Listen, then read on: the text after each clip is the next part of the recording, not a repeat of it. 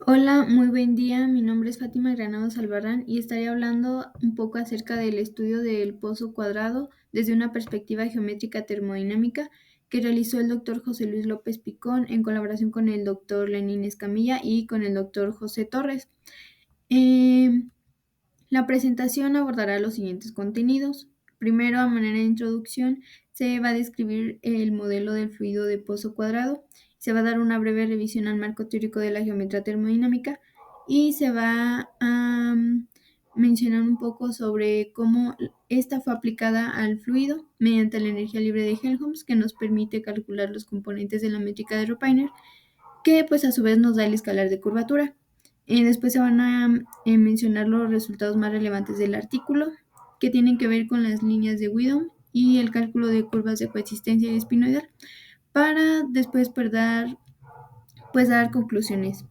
Es así que comenzamos por introducir el modelo de fluido de pozo cuadrado, que pues es ampliamente estudiado para estudiar la estructura y propiedades termodinámicas de los sistemas, porque incluye interacciones tanto atractivas como repulsivas entre todo par de partículas de radio sigma que están separadas a una distancia r, para las cuales se define el siguiente potencial que tenemos aquí, que vemos que es repulsivo infinito cuando la partícula se traslapa, es atractivo en una región de ancho lambda y es nulo fuera de esta región, por lo que podemos decir que pues lambda representa el rango de interacciones de fluido y epsilon es la profundidad del potencial.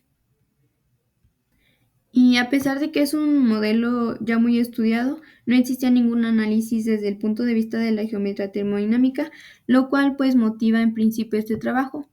Y bueno, ¿qué es la geometría termodinámica? Pues es la teoría que relaciona la estructura geométrica del espacio termodinámico con interacciones microscópicas.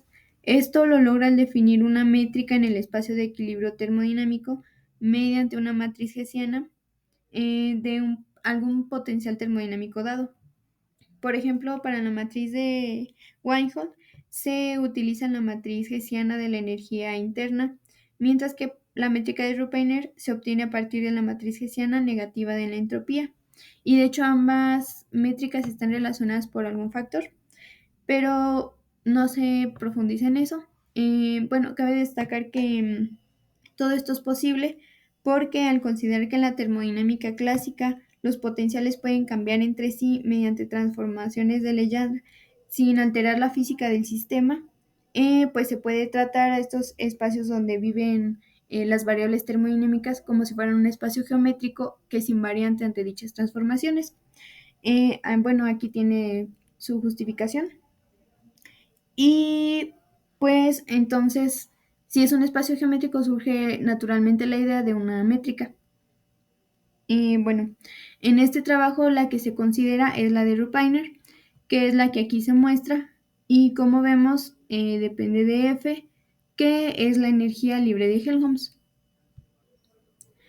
Pero pues esta energía debe de estar escrita adecuadamente para el potencial del fluido de pozo cuadrado, porque pues sin este potencial explícito no se pueden calcular las derivadas que se requieren para el tensor métrico.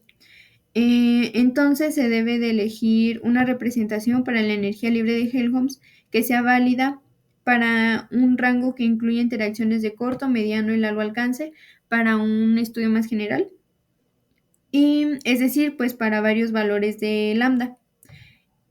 Y una ventaja que tiene la ecuación de estado que resulta de todo esto es que puede ser extendida a mezclas de fluidos. Bueno, con esto definido, dan paso a obtener los componentes no nulos del tensor métrico, que en este caso, como nuestro sistema es dos dimensional, es decir, depende solamente de dos variables que son la presión y la temperatura, pues los tensores toman esta forma. Las componentes del tensor, perdón. Y pues con esto se puede construir el escalar de curvatura denotado por R, que nos puede ayudar a estudiar ciertas propiedades del sistema, como por ejemplo su atractividad de repulsión, que está dada por el signo que toma este escalar. y pues también se tiene que R diverge en el punto crítico, lo cual será importante más adelante porque por lo pronto se procede a introducirnos o se nos plantea el método de recrossing, que sería una alternativa al método estándar para calcular las curvas de coexistencia. En este método estándar se debe resolver la igualdad entre presiones y potenciales químicos para las dos fases.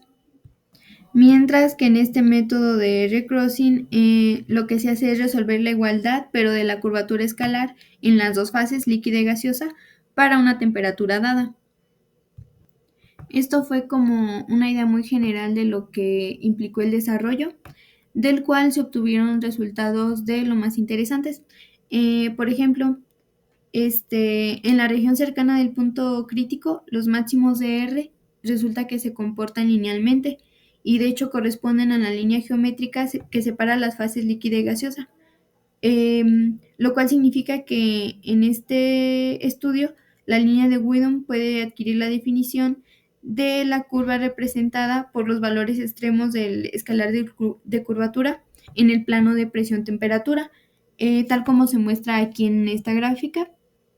Bueno, son varias de hecho, porque es una para diferentes valores de lambda, es decir, pues para varios rangos de interacción. También se encontró que el comportamiento supercrítico de la curvatura R se asemeja al de una función de respuesta.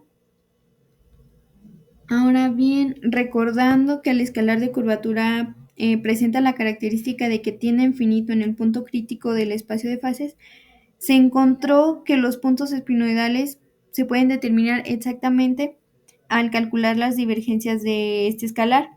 Y este es pues uno de los resultados más impactantes del artículo, pues las curvas corresponden exactamente, a diferencia de las curvas de coexistencia, que se pueden obtener pero solo parcialmente porque el método de recrossing reproduce con buena precisión la coexistencia solo si se coloca lejos del punto crítico, es decir, pues falla a rangos cortos o a lambdas muy pequeños. Además, se consideraron valores de temperatura y presión muy cercanos a los críticos sobre la curva de coexistencia, donde la curvatura escalar mostró un comportamiento semejante a la relación de Clausius-Clapeyron, independientemente del rango de potencial. Y como en ese caso, en el de Clausius-Clapeyron, se tiene que la pendiente de la recta es proporcional al calor latente, pues se entiende que ahí se produce un cambio de fase, una transición de fase. Y pues se deja abierta una pregunta, que es cuál sería la cantidad análoga a este calor latente para la curva adquirida mediante el método de recrossing. Y en realidad no se profundiza más allá en el artículo, se deja ahí. Entonces podemos hacer una pequeña recapitulación.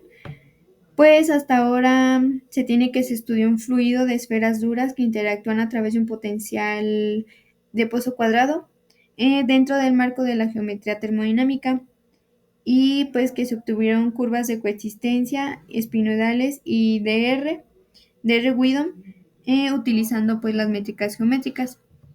De todo este análisis, lo que podemos concluir es lo siguiente.